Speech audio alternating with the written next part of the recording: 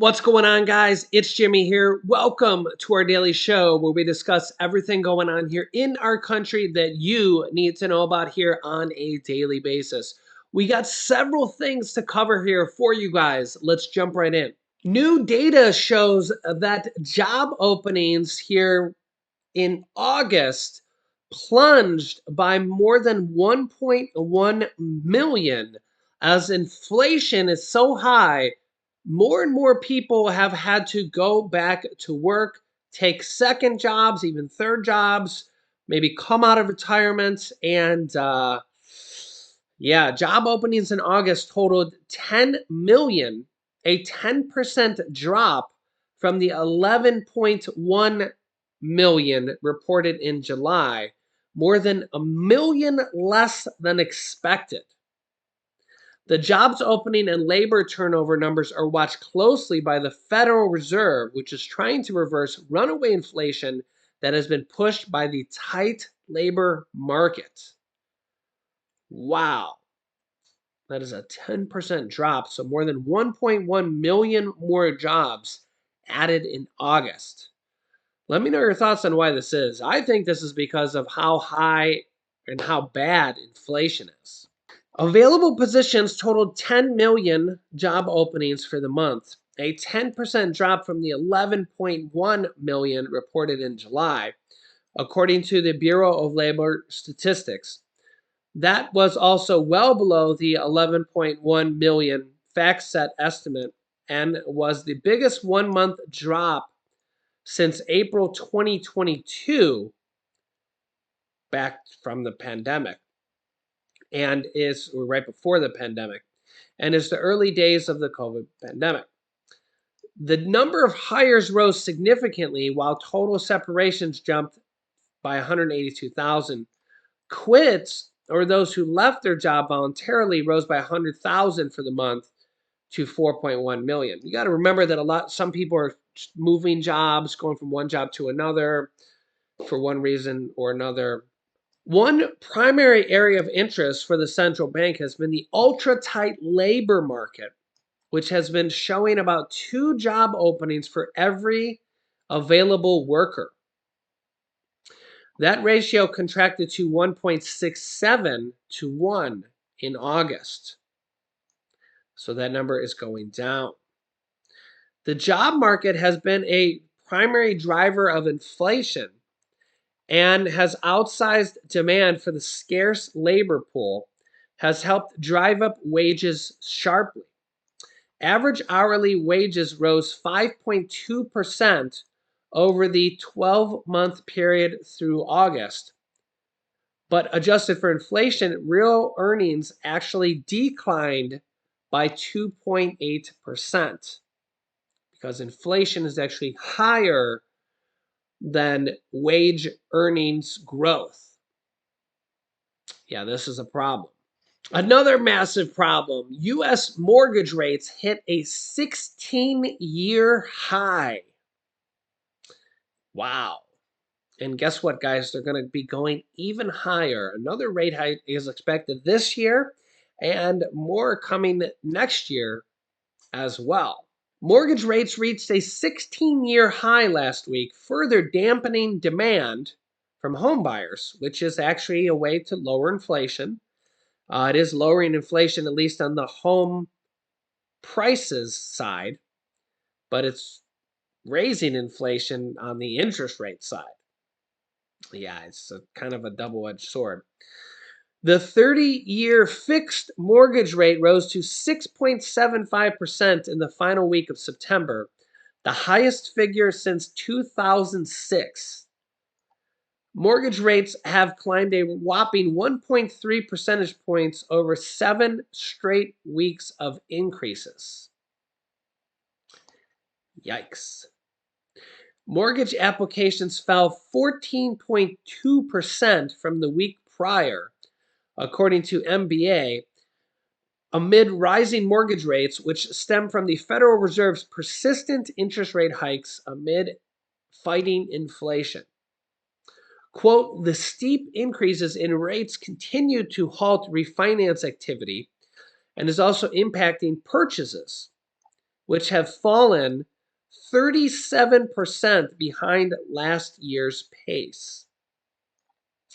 Yep. I mean, let me know your thoughts on this. There was also an impact from Hurricane Ian's arrival in Florida last week, which prompted widespread closings and evacuations. Yeah, God bless everybody affected by the hurricanes. Let us know how you are with that and how that's going. Mortgage rates have more than doubled over last year, making monthly payments far more expensive. In some cases, $1,000 more per month for the exact same home price, just because of the interest rate. Sky high rates combined with record home prices are scaring would-be buyers away from the housing market. Home sales are slowing throughout much of the U.S. after a prolonged housing boom during the pandemic. Analysts expect prices to dive in the coming months and are already starting to go down. Federal Reserve Chairman Jerome Powell recently told reporters that the U.S. housing market will likely have to go through a correction. In some cases, maybe a great reset to bring prices down to obtainable levels. And a lot of people are concerned that the head of the Fed, Jerome Powell, is going to reset us into a very deep recession and is going to drive interest rates way too high, is going to send us into a massive, massive recession here. You can let me know your thoughts here on this, but he's already basically sent mortgage rates. You've seen the headlines here. We're at what, a 16-year high, or 16-year high already.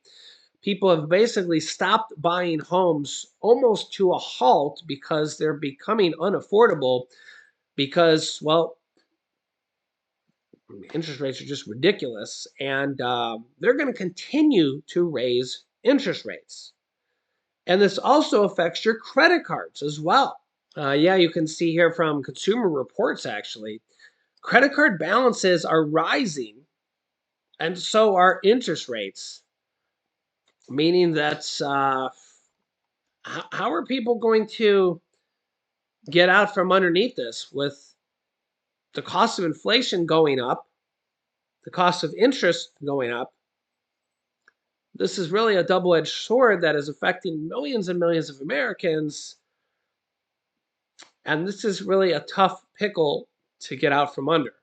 And get this, as of August, 60% of Americans were living paycheck to paycheck, according to a recent Lending Club report. A number that hasn't budged much since inflation hit 40-year highs. So this has been consistent this entire year. And now, with interest rates going to be going even higher, this is going to mean that 60% of Americans living paycheck to paycheck are now going to start paying even more on credit card debt. This is going to be really, really tough going forward for Americans. 60% of Americans already live paycheck to paycheck. This is going to be rough. And almost half of America is now carrying credit card debt as well. And now they're going to be paying even more interest on that as well to boot. And for every $5,000 of interest that you have on credit cards, you can now expect to pay. When rate hikes began in early 2022, the average APR interest rate on credit cards was 16%. Now it's raised to over 18% and could reach to 19%, probably is now on the average. So that means that for a credit card balance of $5,000 with an average rate of 19%, you will pay an additional $1,197 in interest rates cost, compared with an APR interest rate of 16% if you only make the minimum payment each month. So for every $5,000 on credit card debt that you have, on average, you'll pay an additional $1,197 in interest over the course of the time it takes you to pay this off. And the average credit card debt per household was nearly $9,000 in the first half of this year, according to analysts at Wallet Hub. So that is unfortunately the situation of the average person in America right now. These are just the average numbers, guys. This is how Americans are right now. This is the cost of living in the United States. The average credit card debt per household is $9,000. That means some people more, some people less, but this is how people are surviving. Yeah, this is a major problem. This is a major problem, and something needs to be done. I mean, we can't just say, "Oh, everybody needs to fend for themselves." Obviously, this isn't working. Clearly, we're seeing more and more people go back to work, but I mean, if you're making minimum wage, that's obviously it's not working. Let me know your thoughts on this.